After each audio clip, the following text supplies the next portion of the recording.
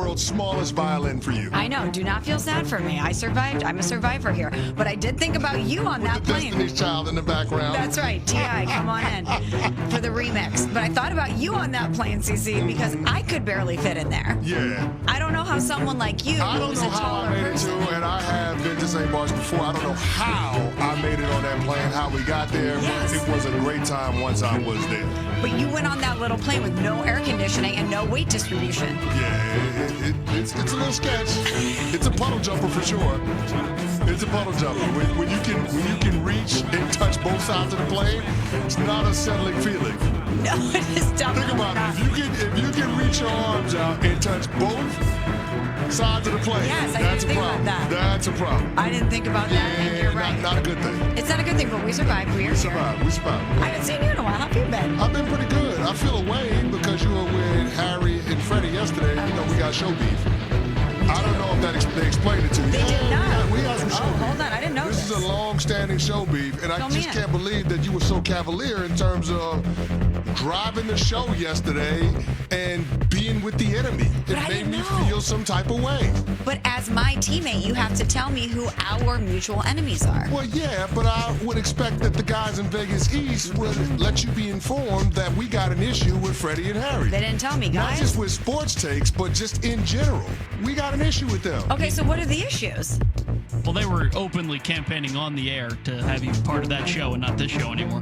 Well, that I don't think is what Cece's talking about. It's is it? not, but you seem pretty quick to want to jump on board with that. No, I just said I Like love you them wanted to jump both. over to that show. Wow, look at Pat stirring it up at 6:02 a.m. Well, Freddie calls him King Mixer. He is the king. Yeah, but I mean, we What's the got. beef? I mean, there's several things. I think it's too lengthy to outline right now. Maybe I have to come up with a candy power ranking. Yes, Top 5 please. reasons why we got show beef with Freddie and Harry. I want that. But we do have beef. It's a real thing. Oh, okay. And the fact that you were just so comfortable, so cavalier, yucking it up with them yesterday, I don't know, made me feel away. Made me feel away. I wasn't sure what kind of attitude I would come to the studio this morning with towards you. Well, why don't we squash our beef? Because I didn't know that I needed to support you and your beef. Okay, but I just need you to ride for unsportsmanlike. And if we got an issue with Freddie and Harry, if one person on this show has an issue with Freddie and Harry, we all got an issue with Freddie and Harry. That's right. Yeah. Your issues are my issues. And it's not just And the vice bad versa. sports things. Okay, so you're gonna ride with me on any beefs I have then? Yes. Well, you know who I can't stand is the Kroenke family. Oh. So we got beef with them. Yeah. And that includes the Denver Nuggets. Yeah. And they're in the news. They are in the news. And maybe it will work Josh to my Kroenke advantage. like them headlines, don't he? Josh Kroenke like them headlines. I don't know why they would want He these loves the headlines. sound of his own voice. I don't know why he would want these headlines, but the Okay. Denver Nuggets are in the news again because their superstar Nikola Jokic, he will not seek a contract extension this summer, delaying talks until next summer, a league source confirmed to us here at ESPN yesterday. Jokic has 3 years remaining on a 5-year, $276 million contract extension that he signed back in the summer of 2022. He's, of course, a 3-time MVP. He has a player option, and the final year of the deal worth $62.8 million in 2027-2028, but he is eligible to sign a 3-year, $200 million extension up until October 20th. That's according to our Bobby Marks. Now, CC, people are maybe trying to read into this. Is he wanting to explore his options? Is he wanting to see what Denver does to continue to build around him as far as a contender is concerned? Is this about the financials? Well, by waiting until the 2026 offseason to work on an extension, Jokic is able to add a 4th year at an additional $77 million. So there is financial benefits for him to wait in order to negotiate this deal. But when you first saw this, that he's not going to seek a contract extension this summer and that it's still going to be a little bit of gray area between he and the Denver Nuggets, what was your reaction? My reaction was it's something to watch because on its face, it's about the financials. You're talking about him having 2 years with $104 million left on that deal. He's eligible this offseason to sign a 3-year, $212 million extension, but if he waits a year, it'll be a 4-year, $282 million extension next summer. So it comes down to the reality that it's more money for Jokic if he waits. But there's also risk involved for the Denver Nuggets if he does wait in terms of seeing how close the Denver Nuggets are to competing for a title in the Western Conference. When you look at everything that's happened around the West this offseason with Kevin Durant going to Houston and the Oklahoma City Thunder winning the championship, the Minnesota Timberwolves, the Golden State Warriors, the Dallas Mavericks, the San Antonio Spurs. All of these teams are going to be vying for Western Conference supremacy. And so when Nikola Jokic puts it on the record at the end of last season that he's frustrated because of the lack of depth on his team, not allowing them to compete at the highest level, the starters not having enough gas at the end of the season when the games matter the most, the organization was put on notice. That was the first shot. This is the second one. And it's got to be an unsettling feeling if you're Josh Kroenke, if you're part of the KSC group, and you're going into next summer with Nikola Jokic not having signed an extension. Right. Because now you're a year away from true free agency. Now, we know he's not going to get to free agency. Whether he ends up staying in Denver or he goes somewhere else, it'll ultimately be a sign and trade because he'll force his way out. But as you get closer to that true free agency date, the pressure ratchets up on the Denver Nuggets in order to appease Jokic and make him feel like they are going to do right by him while he's in the heart of his prime. You are talking about a player that's 30 years old and is a 3-time MVP. He is at the height of his powers. Yep. He is the best player in the world, period. There is no shortage of teams that will want him. Now, listen, if the Denver Nuggets put him on the trading block, you're talking about 29 other teams calling him, seeing what's up. Can you imagine? Yeah, like that's the reality of the situation that they're in, which makes it even more maddening why Josh Kroenke, a couple of weeks ago, would mention the God forbid of having to trade number 15. Yeah. Why would you needle Nikola Jokic when he already doesn't see eye to eye with the organization in terms of roster composition? You fired the general manager, you fired the head coach that he won a ring with. I feel like it's a huge amount of pressure on the Denver Nuggets going into this season to make this roster work. Now, they didn't sit on their hands this offseason. They went out and they traded for Cam Johnson. Yep. They got Jonas Valanciunas, a backup center that can spell Jokic 10 to 15 minutes a game. You brought back Bruce Brown. You got THJ. You already have Christian Braun.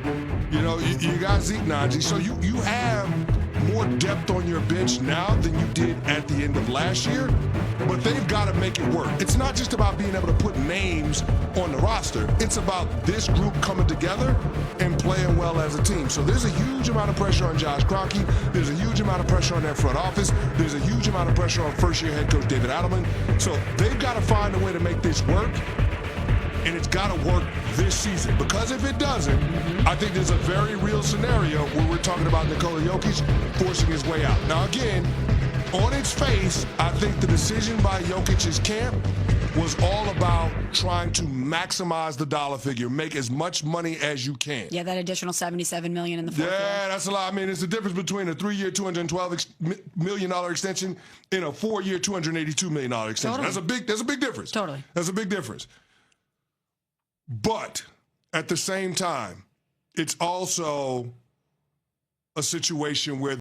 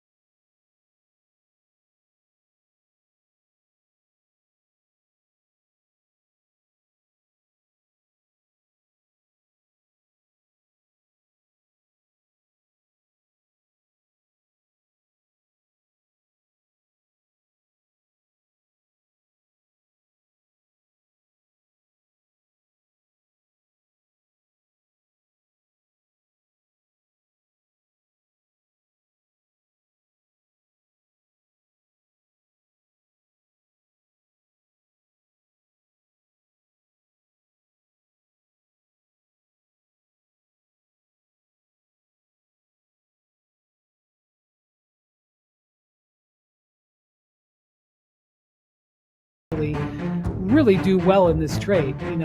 Slow-mo is a backup. Kevin Love only played 23 games last year, although some of that was to be with his father who was dying. It wasn't all due to injury, but still, Kevin Love was a bit player for them. Kyle Anderson a backup, and they were able to deliver themselves a borderline all-star, friend of the pod, Norman Powell. So Bontemps, that was for a team that was in need of a talent influx, and certainly I'm not saying they're ready to win the East, but that was just from their transactional value, that was an excellent move from Pat Riley and the Heat front office and Yellowspring, etc. Yeah, I mean, this is a fascinating deal on a lot of levels. I mean, obviously, you just laid out the Miami part, right? They turned a couple spare parts at a second-round pick in Norm Powell, and whether Norm starts or comes off the bench for Miami next year, they just got a lot better adding him to their team. If you look at the Jazz, we go back, we'll go, I guess about a month ago. We're going to go. We're doing this one team at a time? Okay. We're going to start with the Heat. Well, yes, for Miami, certainly we have talked a lot about how the Heat are sort of stuck in no man's land, and it's unclear what direction they're going in overall. But they are a team under Pat Riley and Andy Ellsberg and Eric Spoelstra that is always going to try to be competitive day to day. And this is a move that, without sacrificing any long-term assets, allows them to be a lot more competitive this year in what is, as we've talked about many times, a very down and very wide open Eastern Conference. And, you can make an argument adding a guy like Norm essentially for free that Miami could be a team that is a top 4 team maybe in the East at the end of the day, or at least has a chance to be. And for this trade, you wouldn't have said that. So I think this trade's a clear win for everybody involved, but that's why I think it's a clear win for Miami. So McMahon, if you look at Jimmy Butler, he was making $50 million. They have essentially broken that $50 million into Andrew Wiggins, who they acquired as part of the Jimmy Butler trade, Norm Powell, and Davion Mitchell, who they picked up kind of an ancillary part of that Jimmy Butler trade, and they've re-signed. He finished the season really well for them. They re-signed. Obviously, that's not going to lead any NBA Today broadcast, but they have pieced it together a little bit. And considering that there's not a clarity after like number 3 or 4 in the East, I suppose that there's something to be said for piecing those 3 guys together out of the Butler trade. Yeah, and Norm Powell obviously gives him a lot more juice offensively. You say he was a borderline all-star, didn't make it last year. His chances of being an all-star certainly increased by moving to the Eastern Conference. Competition's not quite as tough.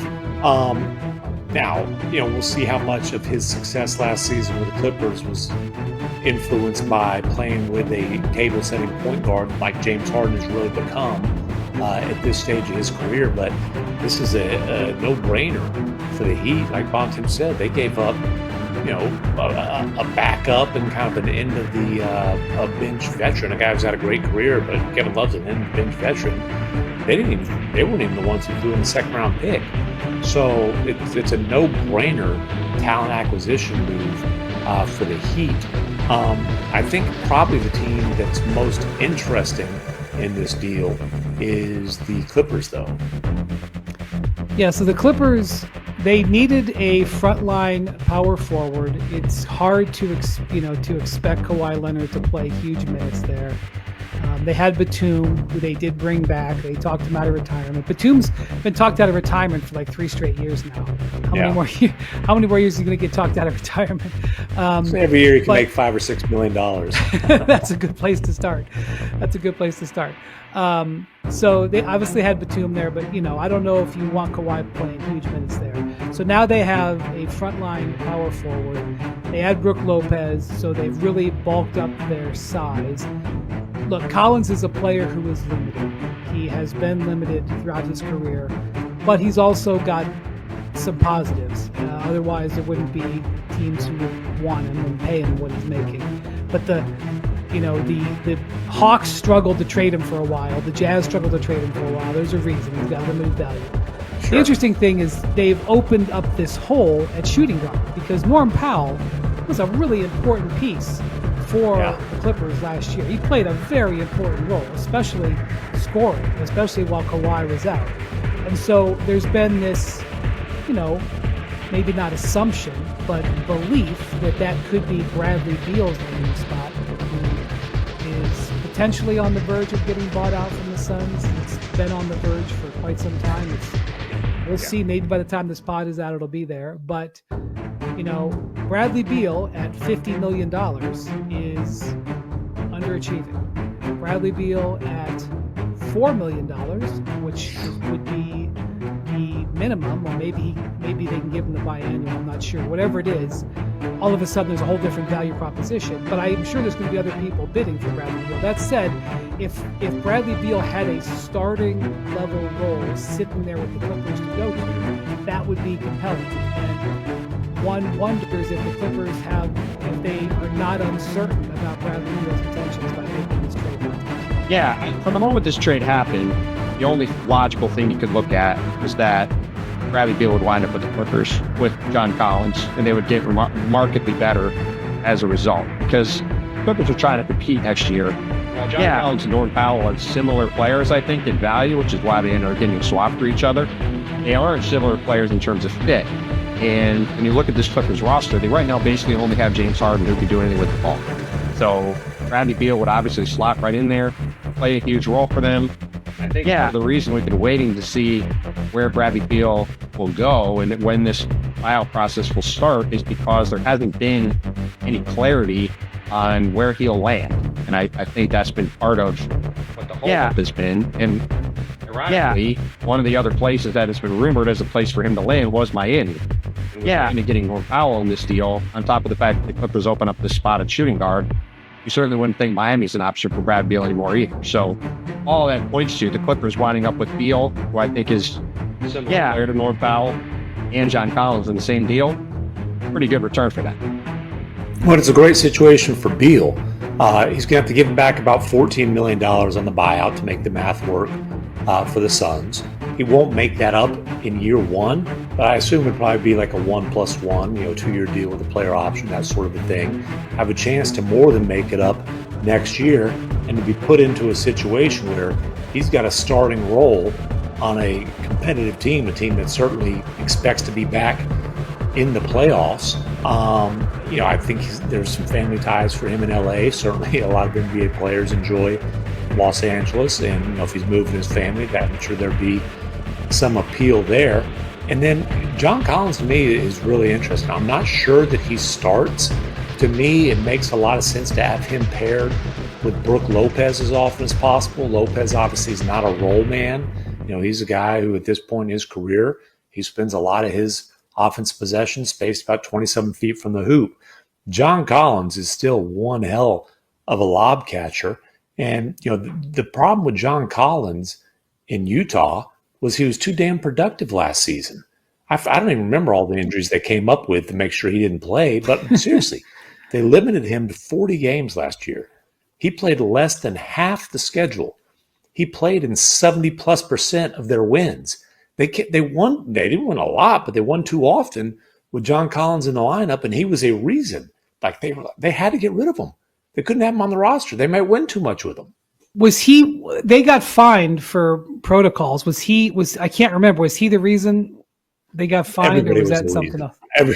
Right. Come on, dude. They had him. They had Sexton. They had Clarkson. They had Larkin. Comments. Yeah, it goes back to Austin Aegis, the comments a month ago when he got hired, when he said we're not going to manipulate lineups anymore. And people took that as they were going to try to win. What it really was they're not going to stop sitting. They're going to stop sitting guys and just not playing guys who are on the roster. They're going to play young guys and see how it goes. And we've seen over the last month, they moved on from Colin Sexton, they moved on from Jordan Clarkson, now they moved on from John Collins. It's very clear what the motive is. Okay, so that brings the question. Guys minutes to play.